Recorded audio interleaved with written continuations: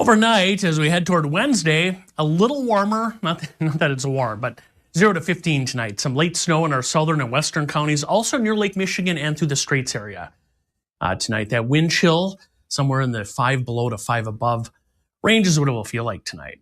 There's our hot shot, and Tammy Lynch captured this fella at the feeder at Torch Lake Village.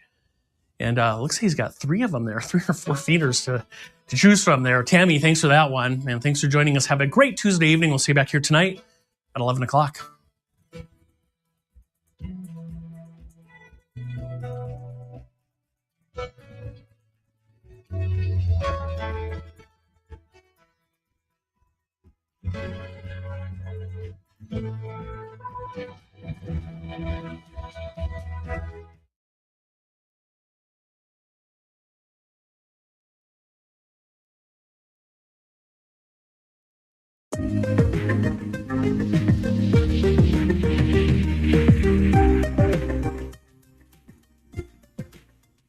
Good Tuesday evening. Thanks for joining us for Unscripted here on Up North Live. Another frigid day across the region, with most areas seeing some single digits.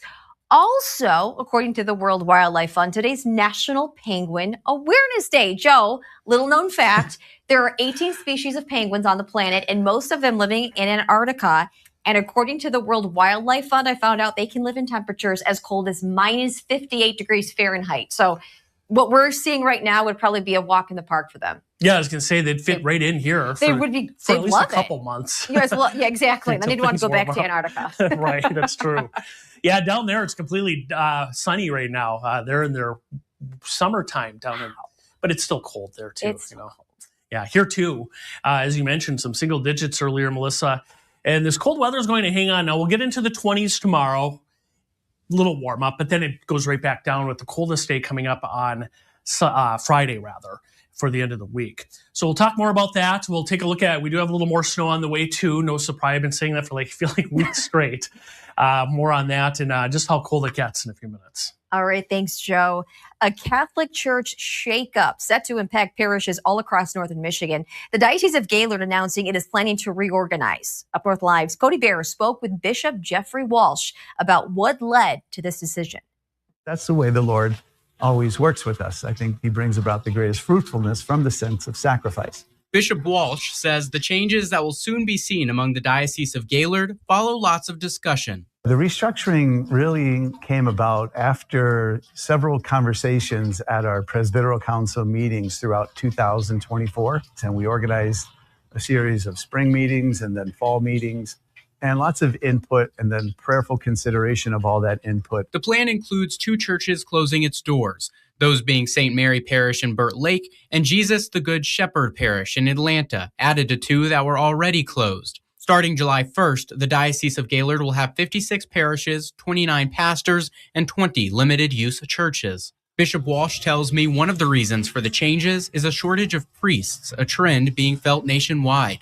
Currently, we have one priest, for example, who has 5 churches that he oversees. We have a few with 4 churches and many with 3 and 2. But with this plan, will eliminate anyone with the 4 or 5 parish cluster.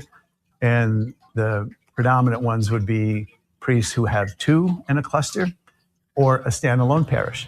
This tries to focus it a little bit more, makes them more available and present. While this provides relief for priests right now, a future solution is in the works too. A whole lot of investment in resources and social media things that are hopefully going to be attractive to helping young men or even sometimes older men can discern a vocation to the priesthood. God never stops calling. It's a response crisis. We have to help people generously respond to that call. And that's what we've made a really strong investment in.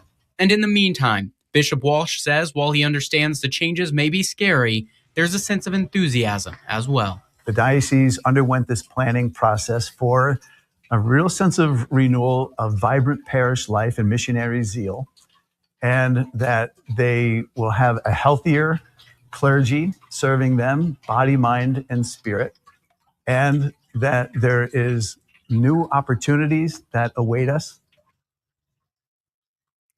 Joining us now to talk more about what this means for parishes here in northern Michigan is Bishop Jeffrey Walsh with the Diocese of Gaylord. Bishop Walsh, thank you for making the time to speak with us this evening. You're welcome, Melissa. Good to be with you. We just saw the report that Cody did earlier today with you. We heard from you, and we do know a little bit about why this restructuring is happening. But if you could explain again what parishes can expect to see. We know 2 parishes are set to close. Yes, in the plan, there are 2 parishes that will close, one in Atlanta and one in Burt Lake, and 20 other churches, that's the more significant part, that will have a limited use. And that's probably the one that will be most felt across the board and throughout the diocese from the parishioners who attend those churches regularly.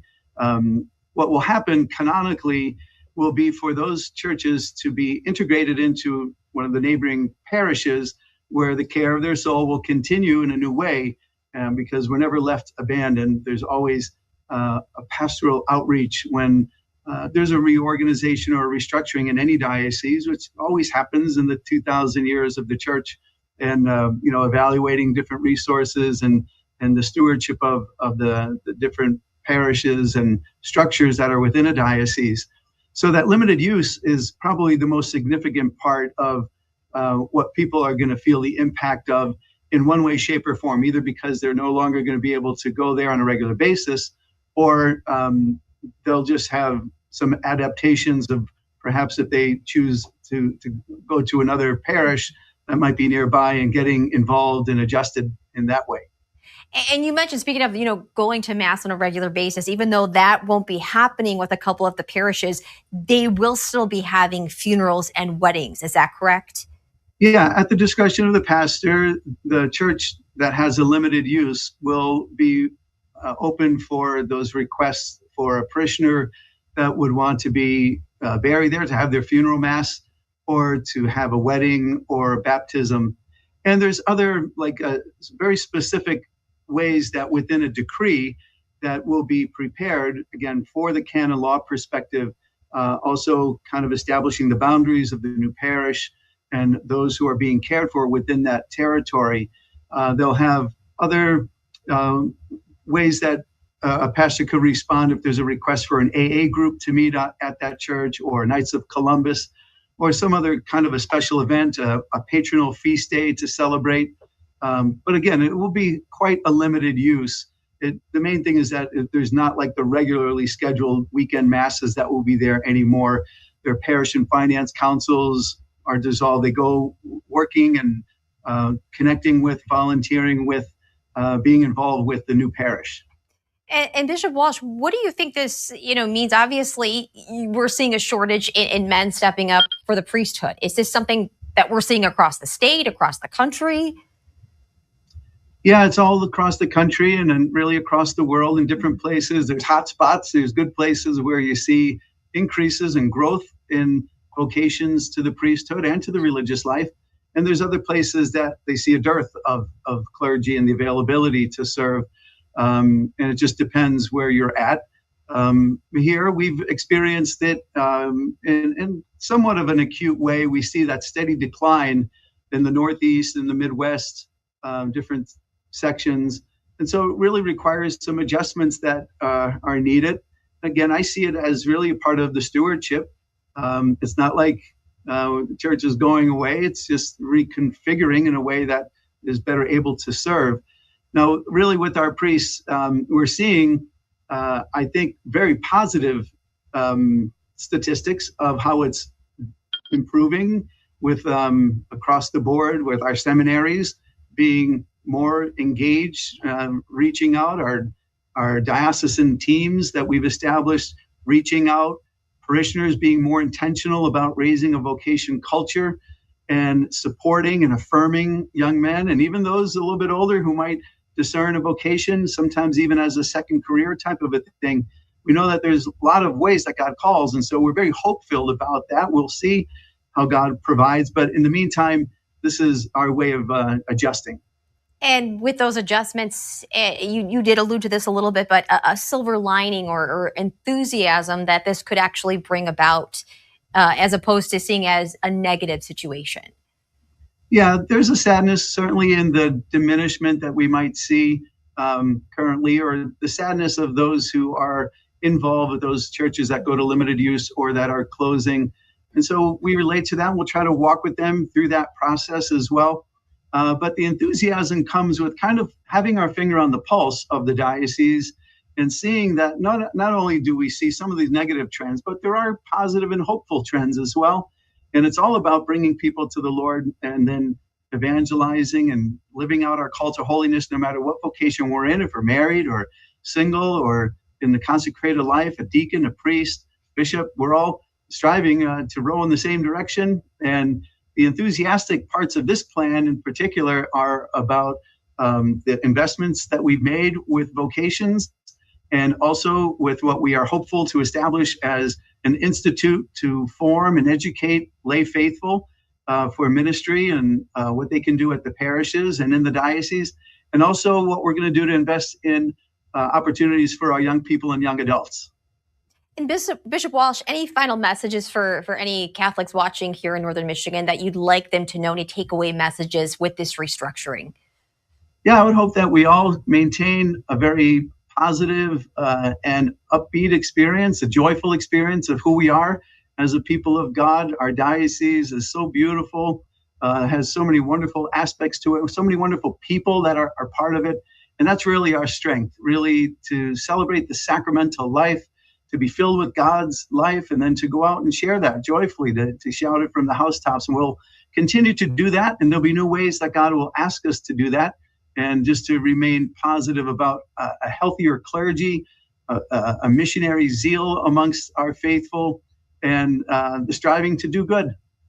Bishop Walsh, thank you. We appreciate you taking the time again, Bishop Jeffrey Walsh, with the Diocese of Gaylord, speaking with us tonight on those restructurings with the Catholic Church in Northern Michigan. That brings us to the question of the day. Do you attend a worship service at least once a week? Now, this doesn't have to be Catholic. This could be any type of religious faith or spirituality. We would love to know. Check out our Facebook page, Up North Live, and our website, UpNorthLive.com. You can vote in our poll. You can leave a comment. You can even scan that QR code there on your screen. And as always, we will check those responses and the poll coming up toward the end of the show. All right, stay right here. We will talk about those frigid temperatures hitting our region coming up after the break. I'm Jada Johnson from Big Boys TV, and the Fish and Game Report is sponsored by Johnson's Propane.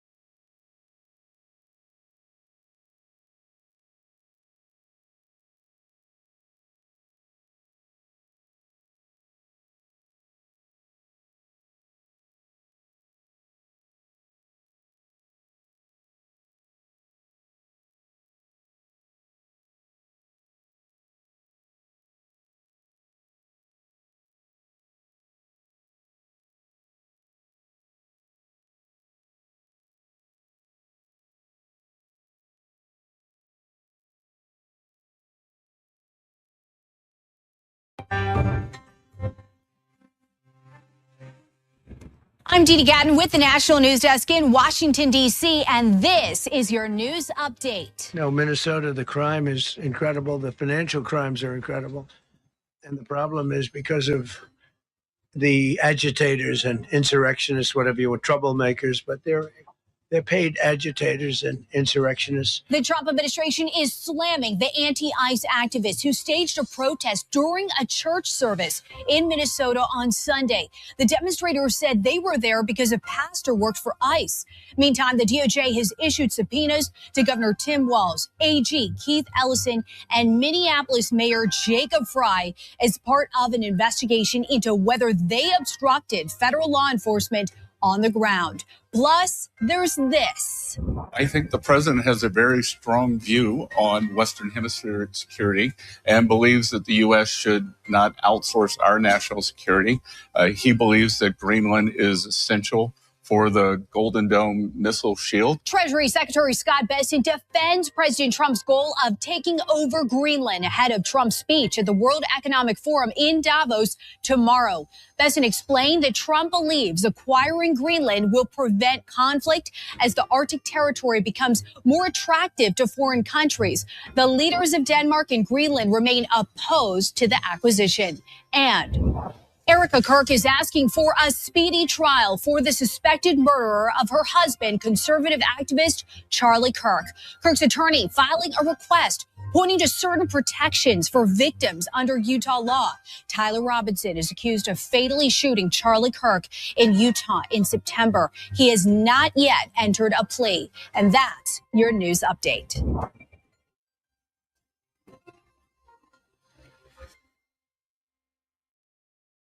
The National News Desk can be seen on ABC 29 and 8 on Saturday night and 11:30 and Sundays at midnight. And taking a look now at that weather, Joe, definitely cool temperatures. Some areas, or most areas, I should say, in the single digits right now. Yeah, single digits and still a little bit of lake effect snow, although we got a little break in that this afternoon, Melissa. I still think, though, we're going to see more snow tonight, tomorrow, and some really cold weather still hanging on, too. This was the Mackinac Bridge earlier today, all sped up, our time lapse. Some sun, you can see that at times, and then also some really low visibility right there. You can see we have some snow crossed through the Straits area. It was one of those kind of days out there. Much of the snow we have is over with. Now, there are still a few counties under winter weather advisories and winter storm warnings. Many areas are not. Tonight, though, Oceana County, including Pentwater and Hart, winter storm warning until tomorrow morning at 10. And then Manistee, Mason, Lake, Newaygo, also Isabella and Mecosta counties under a winter weather advisory, also until 10 o'clock tomorrow morning. That's our little clipper that's coming in. We'll see a little bit of snowfall associated with that. Where is that system? Well, it's out there in Nebraska, that little area of low pressure there between Denver and Omaha. Snow on the north side of that is developing. We don't have much lake effect snow here. Here's a little closer look. We're kind of zooming in here, Charlevoix, Emmett, Sheboygan counties. And yeah, a few light lake effect snow showers, not a whole lot of snow currently. Meanwhile, there's the snow in Iowa, parts of Minnesota. That's that clipper approaching northern Michigan. If you're wondering about all that blue up there, that is an extreme cold watch for what's coming in for Thursday, more so into Friday, with wind chill concerns from the central UP all the way to North Dakota. We will deal with that too to some degree. We'll start though with the snow chances. There it comes tonight, rolling in. Scattered snow showers, especially near Lake Michigan, our southern counties and the Straits. Tomorrow, a few scattered snow showers.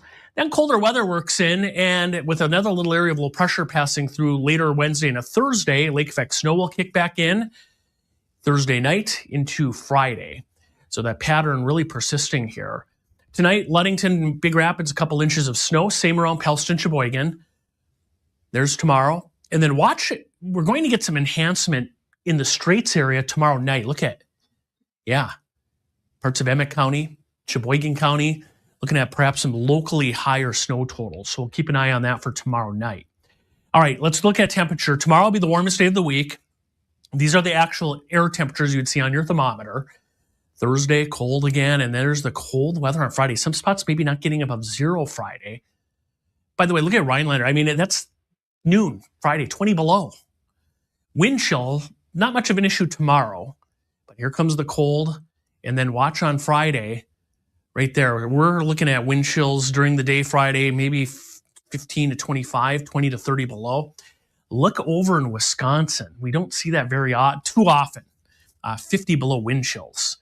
So pretty cold there, the western UP. And that would be on Friday. Tonight, 0 to 15, late snow south and west, also near Lake Michigan and the Straits. Wind chills tonight, 5 below to 5 above. And then tomorrow, we head into the middle of the week. A little bit of snow in the Straits area, maybe around Drummond Island, for instance, and the Straits. And then same thing around Sheboygan, chances for some scattered snow showers tomorrow, 21 there. Traverse City, your forecast, 23, scattered snow showers.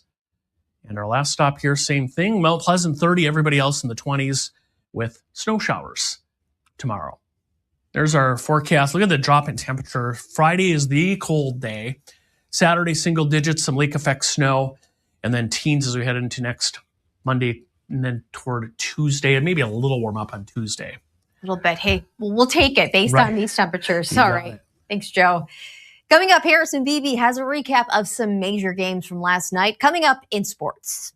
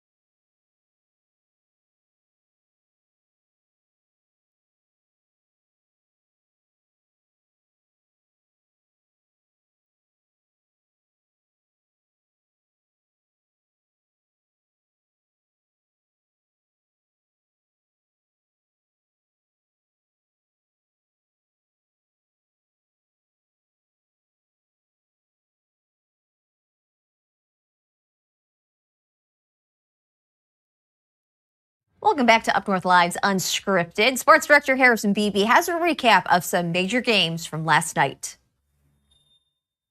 Another season of college football is in the books, and what do you know? For the third straight year, the Big Ten Conference is at the top of the podium when it's all said and done, except unlike the last 2 years when it was Michigan, Ohio State, the two class teams of the conference standing atop that podium. This year, it's the unlikely Indiana Hoosiers, one of the losingest programs in the history of college football gets the job done on the grand stage this season. The Hoosiers topping Miami in the national championship game 27-21, getting a late interception on Miami's offense because they were threatening getting down the field with a chance to go ahead and win this national title with a touchdown, but the Hoosiers closing it out. So let's go ahead and look at the last 5 Big Ten teams to win it all. We mentioned 3 in a row now for Michigan, Ohio State, and Indiana. The only other 2 teams to win in this millennium were the Ohio State Buckeyes in the first 4-team college football playoff in 2015. And of course, they famously got the upset of Miami in the 2003 national championship game. So yeah, 25 plus years, only 5 national champions for the Big Ten, but they've had the last 3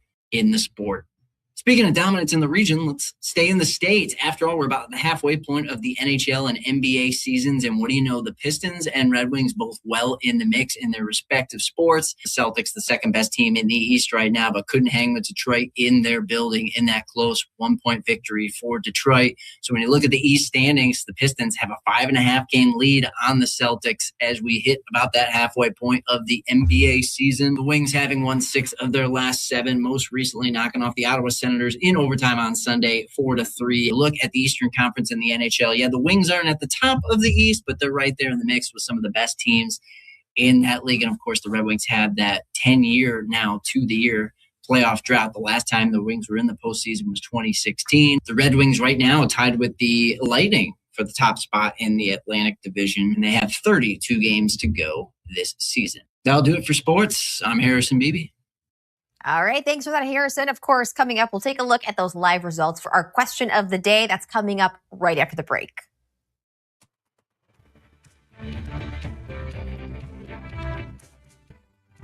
Salon services are furnished by Epiphany Advanced Academy in East Acme.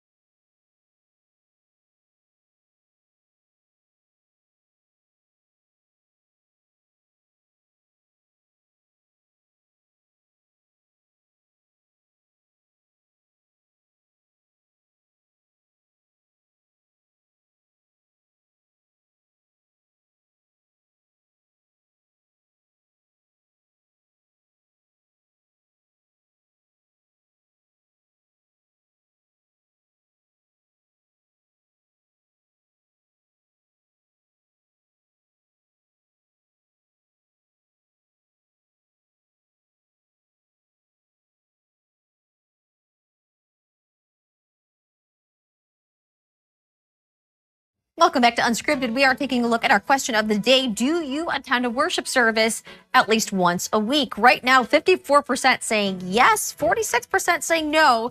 Some of our responses on Facebook. Brittany saying, yes, it helps me to feel refreshed for the upcoming week. Christina says, absolutely. Mine isn't called worship service. It's called mass. Elizabeth says she does a Bible study. Bethany says, yes, I'm so thankful for my church. And one that I definitely don't want to forget, Barb Tucker says, unfortunately, no, because the Grateful Dead no longer exists, but I worship as often as possible in nature and at live music events. Thank you to everybody who chimed in. We hope to see you back here for Up North Live News at 11. Until then, have a fabulous night.